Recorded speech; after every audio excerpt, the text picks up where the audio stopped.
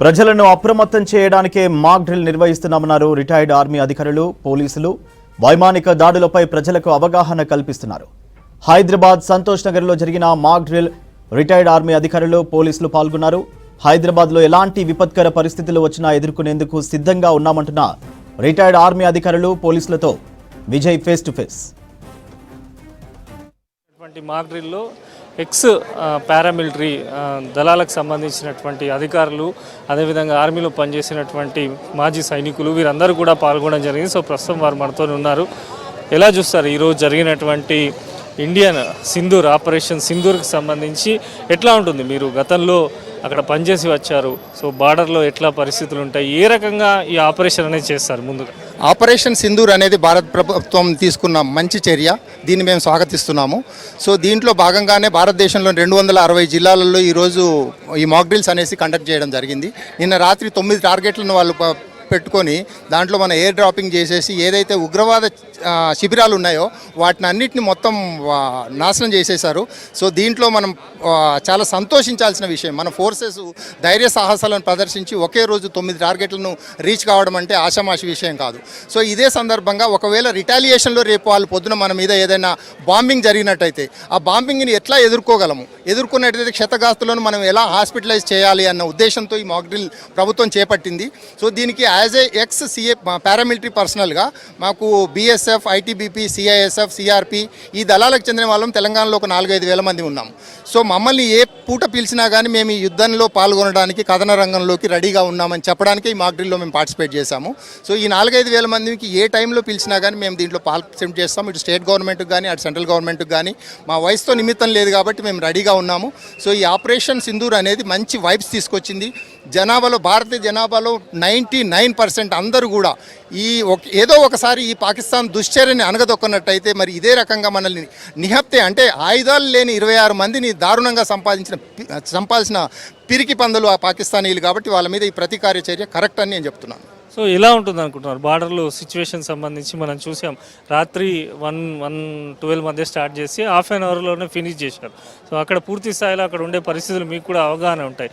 Step by step ఎట్లా ఉంటుంది అంటే ఏ రకంగా ముందుకెళ్తారు? ఇప్పుడు మన ఆపరేషన్ సింధూర్లో పార్ట్గా చేసిన దానికి వాళ్ళ ప్రతీకార చర్య ఏ రకంగా ఉంటుందో దానికి మన దళాలు కంప్లీట్గా రెడీగా ఉన్నాయి. మన దళాలని ఏదైతే 3 forces army, navy, air force ప్రకారము దానిలో బ్యాక్ ఎండ్లో మేము ఎవరైతే CISF, CRPF, BSF, ITBP ఈ 6 పారామిలిటరీ ఫోర్సెస్ కూడా మేము దాదాపుగా 10 నుంచి 10 లక్షల మంది సర్వీసింగ్లో ఉన్నారు. రిటైర్ అయిన వాళ్ళం కూడా 10 లక్షల మంది ఉన్నాం కాబట్టి ఏ టైంలో వచ్చినా కానీ మా సహకారాన్ని వాళ్ళకి అందించడానికి మేము రెడీగా ఉన్నాము. భారతదేశంతో పాకిస్తాన్ మహా అంటే 6 రోజులు కూడా పోట్లాడలేని పరిస్థితి. సో కాబట్టి మనకు ధైర్యంగా ఉండి మన భారత పౌరులందరినీ ధైర్యం నింపడానికి ఈ మాక్ డ్రిల్స్ ఉపయోగపడతాయనేసి మేము అనుకుంటున్నాం. సో మన దేశ ప్రజలు ఎట్లా ఉండాలి అలర్ట్? ఇట్లాంటి విపత్కర పరిస్థితులు వచ్చినప్పుడు, యుద్ధాలు జరుగుతున్నప్పుడు ఎట్లా అలర్ట్ ఉండాలి ప్రజలు? ఈ అలర్ట్ ఉండాలా ఏ రకంగా అని తెలియజేయడానికే ఈరోజు ఇప్పుడు ఫస్ట్ సైరన్ ఒకటి ఉపయోగించిండ్రు. సో మన దేశంలో ఉన్న ఇండస్ట్రియల్ సైరన్స్ కానివ్వండి, హాస్పిటల్స్లో కానివ్వండి, అంబులెన్స్లో కానివ్వండి సైరన్స్ ఉన్నాయి. ఎప్పుడైతే ఎమర్జెన్సీ బాంబింగ్ జరిగినప్పుడు ఈ సైరన్స్ 2 మినిట్స్ మోగుతుంది. ఆ 2 మినిట్స్ మోగిన తర్వాత బాంబింగ్ జరిగి సపోజ్ క్షతగాతులు అయినట్టయితే మిగిలిన వాళ్ళని ఎట్లా ఎవాక్యుయేట్ చేయాలనేది ఫైర్ ఫోర్సెస్ వాళ్ళే కాకుండా యాజ్ ఏ సివిలియన్గా, యాజ్ ఏ ఎక్స్ సర్వీస్మెన్గా మేము కూడా వాళ్ళకి సహకారం అందించి ఎవాక్యుయేషన్లో వాళ్ళకు మేము పాల్గొంటాం. వాళ్ళని హాస్పిటలైజ్ చేయడం కానీ, CPR చేయడం కానీ, ఇంజూరీ అయిన వాళ్ళని మేము ఫస్ట్ ఎయిడ్ అందించడం కానీ, ఇది మేము ఆల్రెడీ మాకు ట్రైనింగ్లో 9 నెలలు నేర్చుకున్నాం కాబట్టి ఆ నేర్చుకున్న ట్రైనింగ్ ఇప్పుడు ఉపయోగపడుతుందంటే మేము భారతీయ పౌరులుగా చాలా గర్వంతో ఉన్నాం. గౌరవం అదే సార్, ఎందుకంటే ఇటువంటి మాక్ డ్రిల్లో మేము పాల్గొంటాము, మాకు ఎంతో సంతోషకరంగా ఉన్నది. ఇప్పుడు మాకు ఉద్రేకం ఎట్లా పడుతుందంటే మాకు చాలా మేము చెప్పలేనంత ఆనందంగా ఉన్నాం. మాకు ఇట్లా జరుగుతుందంటే చాలా సంతోషం.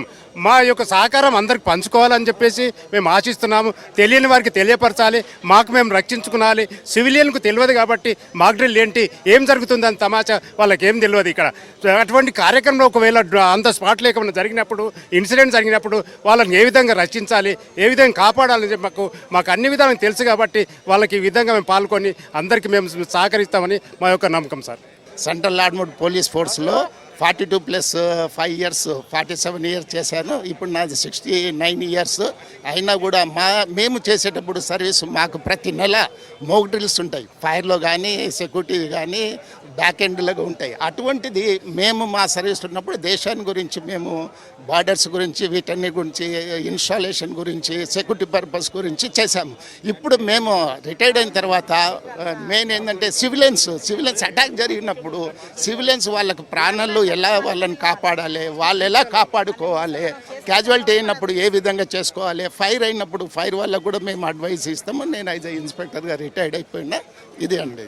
ఇంకే సో అది మేడం చెప్పండి, మీరు ఎట్లా చూస్తారు?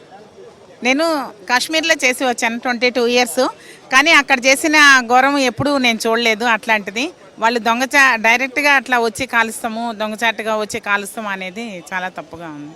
మాకు బాధాకరంగా ఉంది. ఇన్ని సంవత్సరాలు అట్లా దొంగచాటుగా వచ్చి అటాక్ చేసింది వేరే, డైరెక్ట్గా అట్లా వచ్చి కాల్చింది వేరేగా ఉంది సార్. అక్కడ ఉన్నప్పుడు నేను 98లో చేసినప్పుడైతే చాలా ఉగ్రవాది భయంకరంగా ఉండేది. కొంచెం మధ్యలో మోదీ సార్ వచ్చినాక కొంచెం మధ్యలో బాగానే సైలెంట్ అయింది. తర్వాత సడన్గా ఇట్లా అటాక్ అవ్వడం అనేది చాలా బాధాకరంగా ఉంది. ఇట్లాంటిదంటే ఇప్పుడు వీళ్ళు అవేర్నెస్ చేశారు కాబట్టి ఈ ప్రోగ్రామ్స్ చూసి ప్రజలు కూడా కొంచెం అవగాహన వస్తూ ఉంటుంది. టీవీ ఛానల్స్లో అట్లా యాడ్స్ వేసి చూపించి ఇట్లా చేస్తే వాళ్ళకి ధైర్యం అనేది వస్తుంది. సో అది మొత్తానికి మాక్ డ్రిల్కు సంబంధించి ఇక్కడ పూర్తి స్థాయిలో ఎక్స్ సిఏపిఎఫ్ సంబంధించినటువంటి అధికారులు ప్రతి ఒక్కరు ఆర్మీకి సంబంధించి రిటైర్డ్ వారందరూ కూడా పాల్గొనడం జరిగింది. సంబంధిత మాక్ డ్రిల్ నిర్వహిస్తున్న టైంలో కానీ దేశాలకు సంబంధించి మన భారతదేశంలో అక్కడ జమ్మూ కాశ్మీర్ సెక్టార్లో పనిచేసిన వారు, ఇతర ఫోర్సులకు సంబంధించి అక్కడ పనిచేసి రిటైర్ అయిన వారందరూ కూడా ఇక్కడ సంతోష్ నగర్లో నిర్వహిస్తున్నటువంటి మాక్ డ్రిల్లో పాల్గొన్నారు.